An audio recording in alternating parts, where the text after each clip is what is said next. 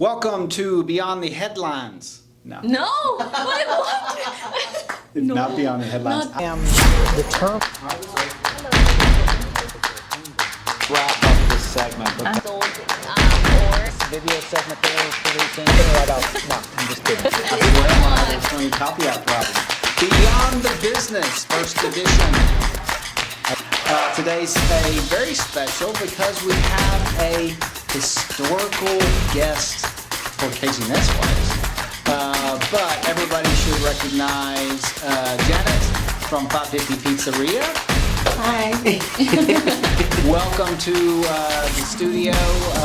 This is again, we've been talking about what the subject should be. I think that when it comes to these shows that we're doing beyond the business, this is about I guess talking a little bit about the background of how you became a business. You're an entrepreneur in this town, yes. and in the truest sense, because me and Ale have talked about your brand that you have developed in this town is unique. It's something special. I think that you've been able to grab hold of this like guerrilla marketing element that most businesses really try to take advantage of, but they have a hard time doing it. Or a lot of times they're afraid to do it, and you did it. You just grabbed it as a whole and really embraced it, and has brought in you to today.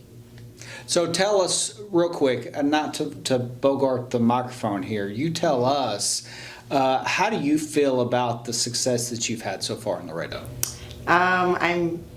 Sometimes I feel like it's a dream because it's a big dream in a small town. So I feel very, very happy, and I'm very grateful for my Laredo community because without them I wouldn't be here.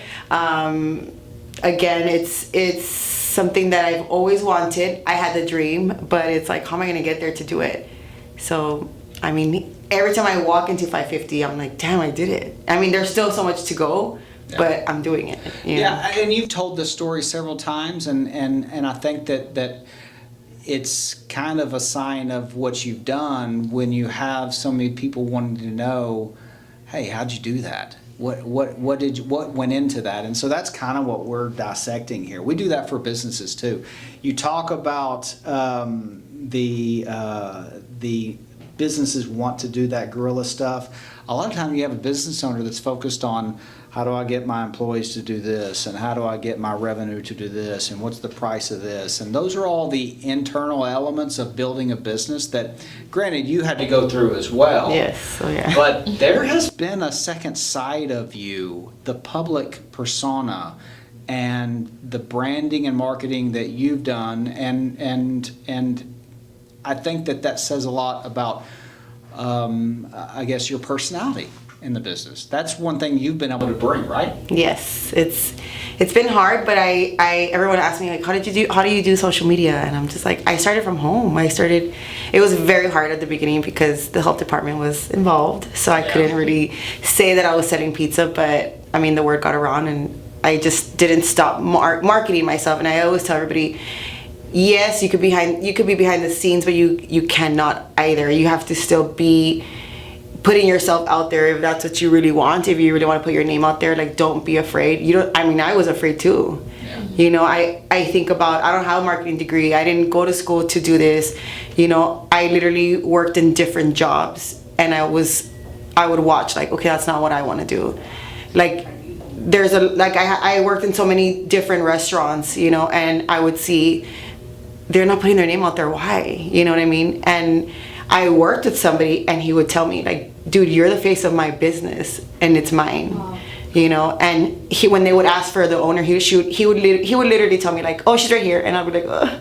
And I wasn't an owner, but I put myself out there so much that people thought I was. Wow.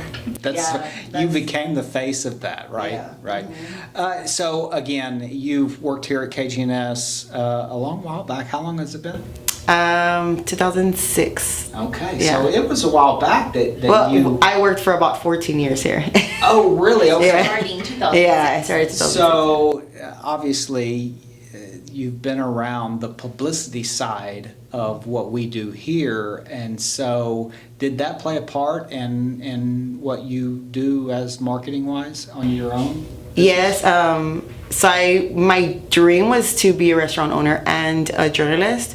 So working here just helped me not be afraid to take that step. Even though I suck at speeches, but I still could do a lot of, I learned from the different journalists here, So yeah, it did take a big part of that. You suck at speeches. Yeah. Did you never take like one of those speech classes? Yes, I did, but I would always look down and just read my speech like this because I was Right, you afraid. wrote it out and you get through the bullet points and you're done. And like Right. stutter and just be like, oh my god, I got lost. That's when So- the flop sweats start and you're like, oh. And I never wow. sweat, not even running, but when I do speeches, I sweat. So I'm like, let me just do speeches to lose weight. That's true. That's true. So you said something earlier. So that I want to hit on.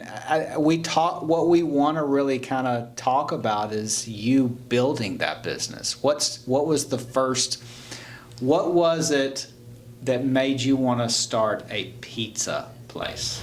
When I was little, I would always have all my birthday parties at like Peter Piper, Pizza Hut, and I always wanted pizza parties at my school. Like I would always tell my dad, "Can you bring pizza for me and my friends?"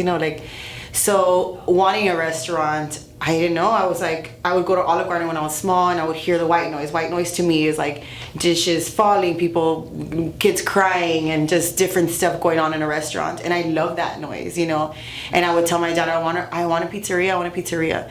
And he would always tell me like, you need to study to get that. And I'd be like, oh, okay, And more and more leading up to that point, I had a lot of different. My first job was at CC's, and I learned a lot of stuff from there. And working here, I still felt like, dude, I want a restaurant. So I went to go work at a pizzeria, and I was like, this is it. Like, this is what I'm gonna do, And pizza is my favorite food. Dude, I eat pizza. I could eat pizza all the time. I eat pizza every day, and nobody believes me. I swear I eat pizza every day. And even when I go out of town, I have to have a slice of pizza of a local pizzeria. I just want to try it, And that I just said, you know what? Like, I'm gonna do it because this is my passion. Like, not only do I love pizza, but why am I not gonna follow my passion? And you were doing some of that at home first? Yes. You were actually cooking at home? Yes. And how were you selling it from home?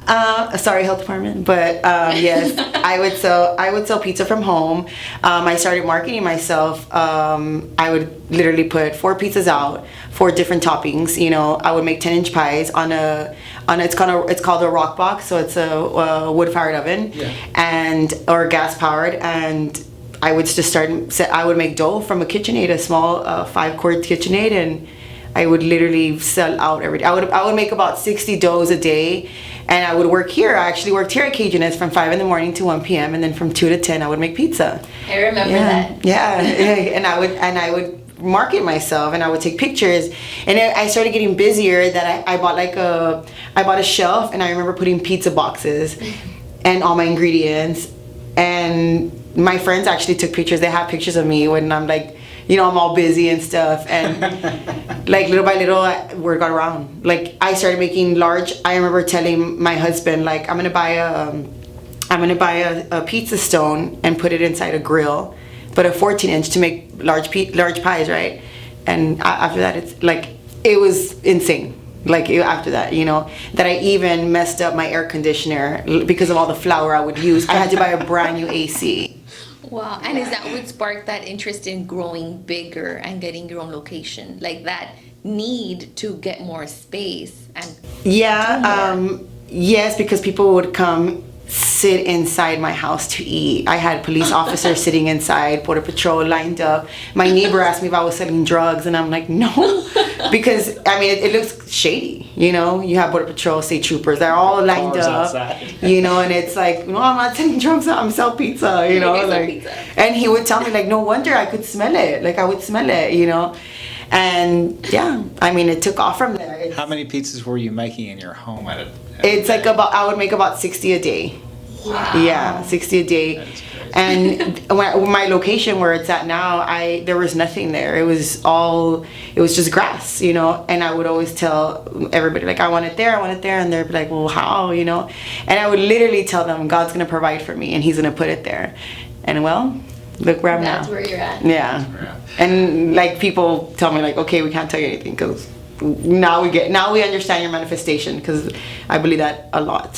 So Yeah, you do create that. That's the passion. Okay, we'll get into that. So we're going to take a quick break and come back with Janet in a moment. Talk a little bit about the hurdles of starting a brand new business in Laredo, and talk a little bit about what she can talk